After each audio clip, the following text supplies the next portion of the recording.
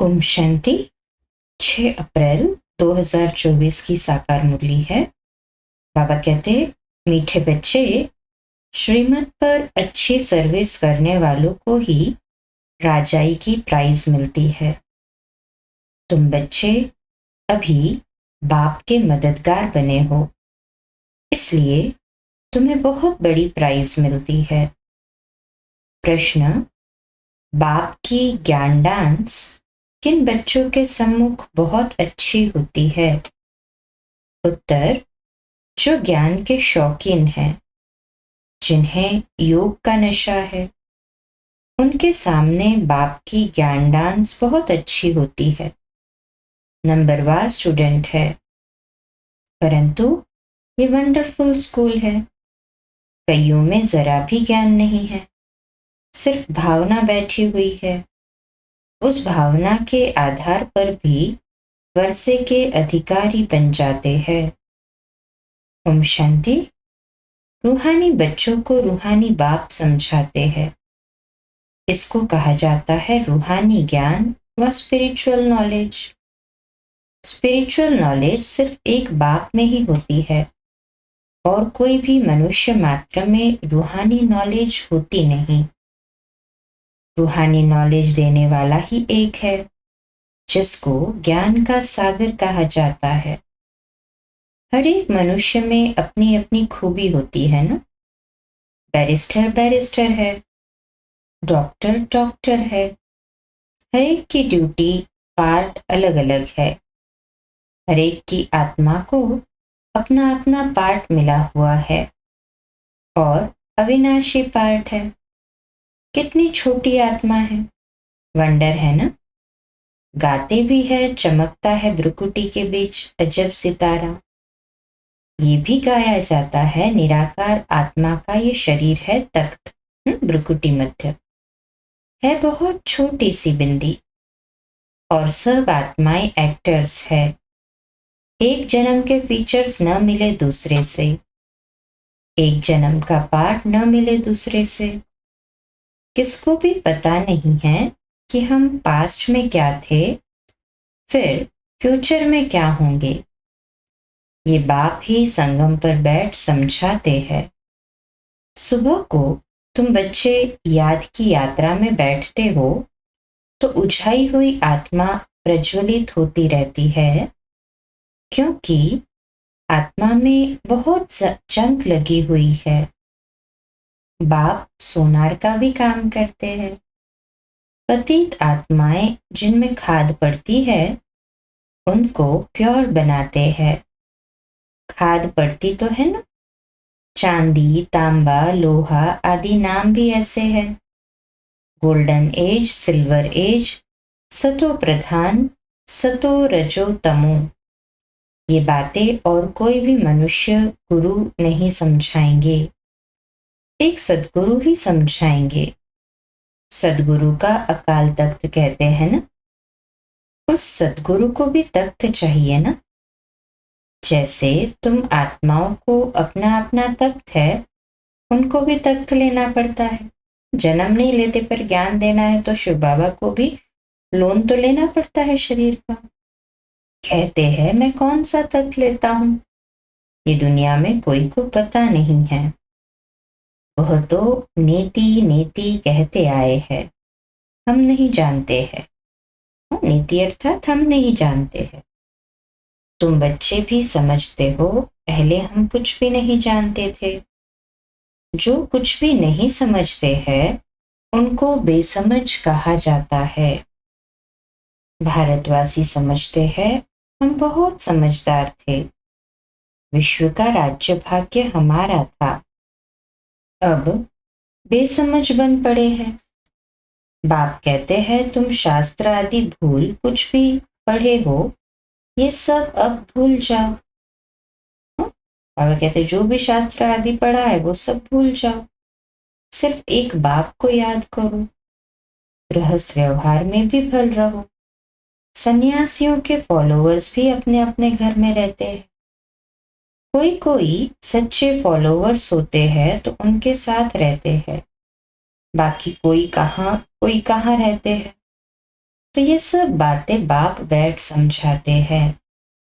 इसको कहा जाता है ज्ञान की डांस। योग तो है साइलेंस, ज्ञान की होती है डांस। योग में तो बिल्कुल शांत रहना होता है। डेड साइलेंस कहते हैं ना, 3 मिनट डेड साइलेंस। परंतु उसका भी अर्थ कोई जानते नहीं। सन्यासी शांति के लिए जंगल में जाते हैं, परंतु वहां थोड़ी ही शांति मिल सकती है। एक कहानी भी है, रानी का हार गले में। ये मिसाल है शांति के लिए। बाप इस समय जो बातें समझाते हैं, वह दृष्टांत फिर भक्ति मार्ग में चले आते हैं। बाप इस समय पुरानी दुनिया को बदल नई दुनिया बनाते हैं, तमो प्रधान से सतो प्रधान बनाते हैं। ये तो तुम समझ सकते हो। बाकी ये दुनिया ही तमो प्रधान पतित है, क्योंकि सब विकारों से पैदा होते हैं। देवताएं तो विकार से पैदा नहीं होते। उनको कहा जाता है संपूर्ण निर्विकारी दुनिया। वॉइसलेस वर्ल्ड अक्षर कहते हैं, परंतु उनका अर्थ नहीं समझते। तुम ही पूज्य सो पुजारी बने हो। बाबा के लिए कभी ऐसे नहीं कहा जाता। बाप कभी पुजारी बनते नहीं। मनुष्य तो कण कण में परमात्मा कह देते हैं। तब बाप कहते हैं, भारत में जब जब ऐसी धर्मग्लानि होती है, वो लोग तो सिर्फ ऐसे ही श्लोक पढ़ लेते हैं, अर्थ कुछ भी नहीं जानते। वह समझते हैं शरीर ही पतित बनता है, आत्मा नहीं बनती है। बाप कहते हैं, पहले आत्मा पतित बनी है, तब शरीर भी पतित बना है। सोने में ही खाद पड़ती है, तो फिर जेवर भी ऐसा बनता है। परंतु वह सब है भक्ति मार्ग में। बाप समझाते हैं, हर एक में आत्मा विराजमान है। कहा भी जाता है जीव आत्मा। जीव परमात्मा नहीं कहा जाता, महान आत्मा कहा जाता है। महान परमात्मा नहीं कहा जाता। आत्मा ही भिन्न भिन्न शरीर लेते पार्ट बजाती है। तो योग है बिल्कुल साइलेंस। ये फिर है ज्ञान डांस। बाप की ज्ञान डांस भी उन्हों के आगे होगी जो शौकीन होंगे।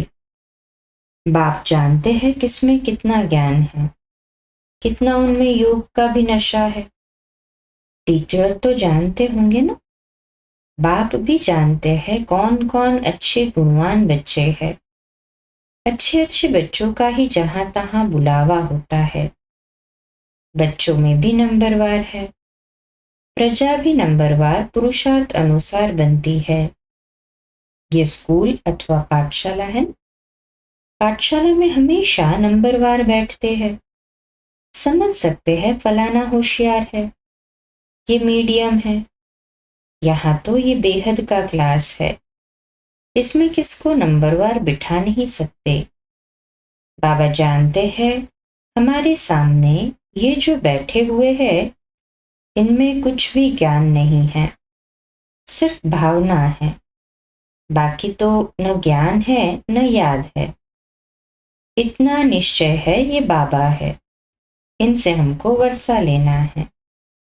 वर्षा तो सबको मिलना है, परंतु राजाई में तो नंबरवार पद है। जो बहुत अच्छी सर्विस करते हैं उनको तो बहुत अच्छी प्राइज मिलती है। यहाँ सभी को प्राइज देते रहते हैं। जो राय देते हैं, माथा मारते हैं, उनको प्राइज मिल जाती है। अभी तुम जानते हो विश्व में सच्ची शांति कैसे हो। बाप ने कहा है, उनसे पूछो तो सही कि विश्व में शांति कब थी। कभी सुनी व देखी है? किस प्रकार की शांति मांगते हो? कब थी? तुम प्रश्न पूछ सकते हो क्योंकि तुम जानते हो। जो प्रश्न पूछे और खुद न जानता हो तो उनको क्या कहेंगे। तुम अखबारों द्वारा पूछो कि किस प्रकार की शांति मांगते हो। शांति धाम तो है जहां हम सब आत्माएं रहती है। बाप कहते हैं एक तो शांति धाम को याद करो, दूसरा सुख धाम को याद करो। सृष्टि के चक्र का पूरा ज्ञान न होने कारण कितने गपोड़े आदि लगा दिए हैं। तुम बच्चे जानते हो हम डबल सिरताज बनते हैं। हम देवता थे, अब फिर मनुष्य बने हैं।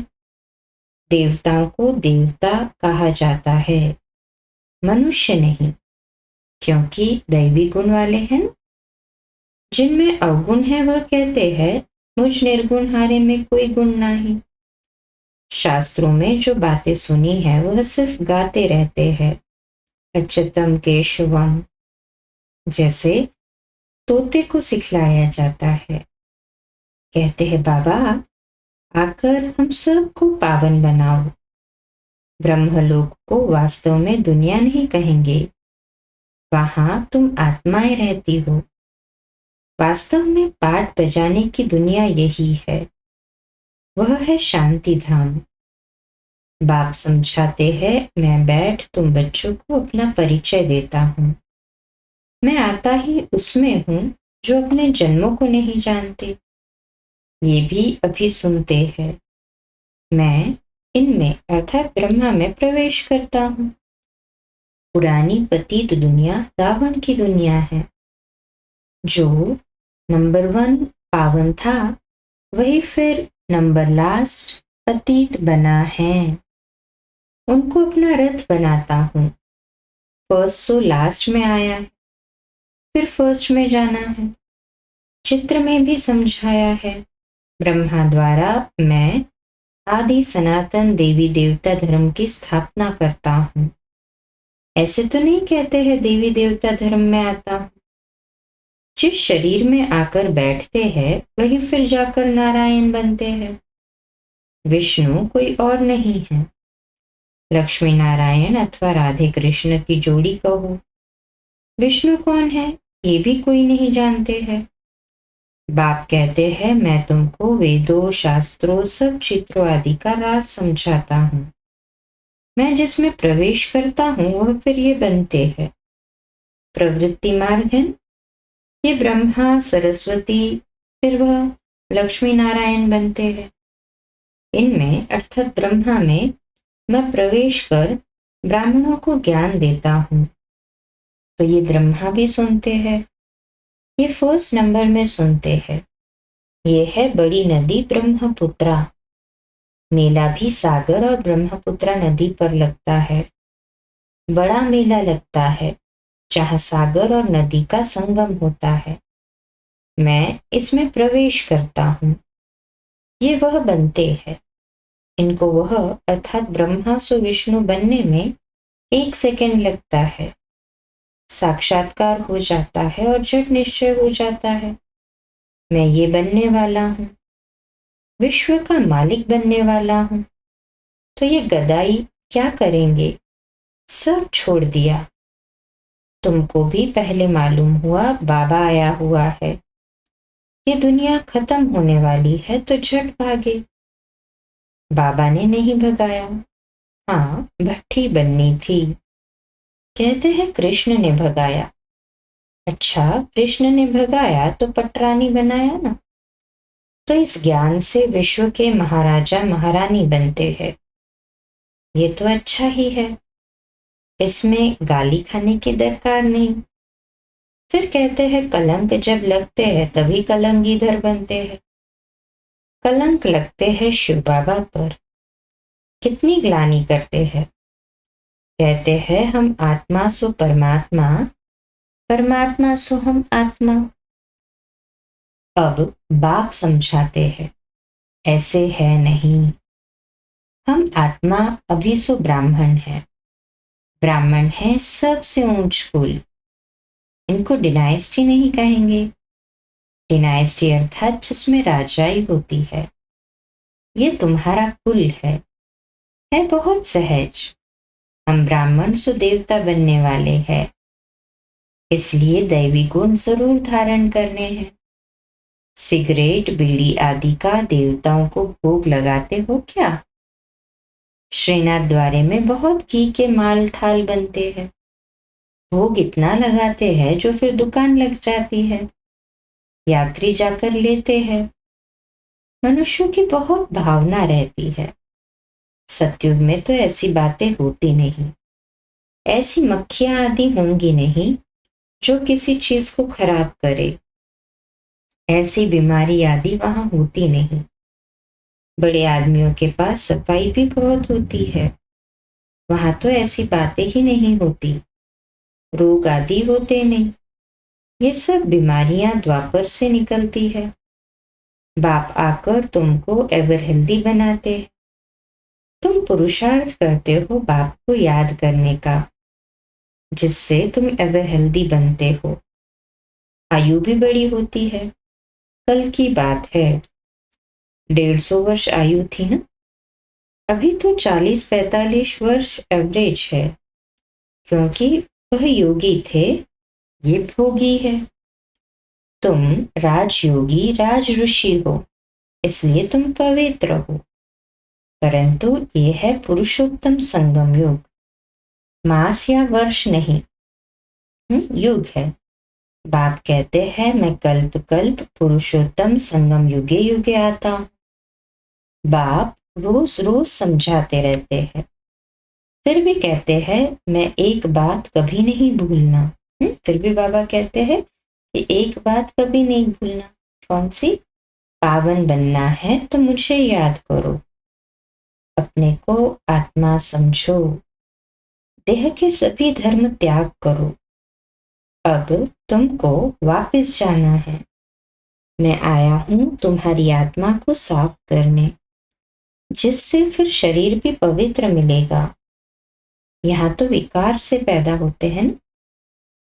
आत्मा जब संपूर्ण पवित्र बनती है, तब तुम पुरानी जुत्ती को छोड़ते हो, फिर नई मिलेगी। तुम्हारा गायन है वंदे मातरम। तुम धरती को भी पवित्र बनाती हो। तुम माताएं स्वर्ग का द्वार खोलती हो, परंतु ये कोई नहीं जानता। अच्छा, मीठे मीठे सिकिलदे बच्चों प्रति माता पिता बाप दादा का याद प्यार और गुड मॉर्निंग। रूहानी बाप की रूहानी बच्चों को नमस्ते। हम रूहानी बच्चों की रूहानी माता पिता बाप दादा को याद प्यार, गुड मॉर्निंग और नमस्ते। वाह बाबा वाह, शुक्रिया बाबा, शुक्रिया। धारणा के लिए मुख्य सार है, पहली पॉइंट, आत्मा रूपी ज्योति को प्रज्वलित करने के लिए सवेरे सवेरे याद की यात्रा में बैठना है। याद से ही जंग निकलेगी। आत्मा में जो खाद पड़ी है, वह याद से निकल सच्चा सोना बनना है। दूसरी पॉइंट, बाप से ऊंच पद की प्राइज लेने के लिए भावना के साथ साथ ज्ञानवान और गुणवान भी बनना है। सर्विस करके दिखाना है। आज का वरदान, चलन और चेहरे से पवित्रता के श्रृंगार की झलक दिखाने वाले श्रृंगारी मूर्त भव। चलन और चेहरे से पवित्रता के श्रृंगार की झलक दिखाने वाले श्रृंगारी मूर्त भव। आज का सोमान, मैं पवित्र आत्मा हूं। मैं पवित्र आत्मा हूं। विश्लेषण, पवित्रता ब्राह्मण जीवन का श्रृंगार है। हर समय पवित्रता के श्रृंगार की अनुभूति चेहरे व चलन से औरों को हो। दृष्टि में, मुख में, हाथों में, पांवों में सदा पवित्रता का श्रृंगार प्रत्यक्ष हो। हर एक वर्णन करे कि इनके फीचर्स से पवित्रता दिखाई देती है। नैनों में पवित्रता की झलक है। मुख पर पवित्रता की मुस्कुराहट है, और कोई बात उन्हें नजर न आए। इसको ही कहते हैं पवित्रता के श्रृंगार से श्रृंगारी हुई मूर्त। स्लोगन, व्यर्थ संबंध संपर्क भी अकाउंट को खाली कर देता है, इसलिए व्यर्थ को समाप्त करो। व्यर्थ संबंध संपर्क भी अकाउंट को खाली कर देता है, इसलिए व्यर्थ को समाप्त करो। आज का व्यक्त इशारा है, एक दो के स्नेही तब बनेंगे जबकि संस्कारों और संकल्पों को एक दो से मिलाएंगे, लेकिन ध्यान रहे आपकी स्थिति स्तुति के आधार पर नहीं हो, नहीं तो डगमग होते रहेंगे। कई बच्चे जब कुछ करते हैं तो उसके फल की इच्छा रखते हैं। स्तुति होती है तो स्थिति अच्छी रहती है, अगर कोई निंदा कर देता है तो निधन के बन जाते हैं। अपनी स्टेज को छोड़ एक दो से किनारा कर लेते हैं, लेकिन स्तुति निंदा में समान स्थिति रहे तो संस्कार टकराएंगे नहीं। अच्छा, कम बोलो, धीरे बोलो, मीठा बोलो, सत्य बोलो, सोच समझकर बोलो। निमित्त भाव, निर्माण भाव, निर्मल वाणी। आज का नया दिन आप सभी को मुबारक हो, मुबारक हो, मुबारक हो। शुभ दिवस। आज रात्रि क्लास 8:45 बजे, कल सुबह अमृत वेला मेडिटेशन 3:30 से 4:30 और प्रातः मुरली क्लास 4:45 बजे। ओम शांति।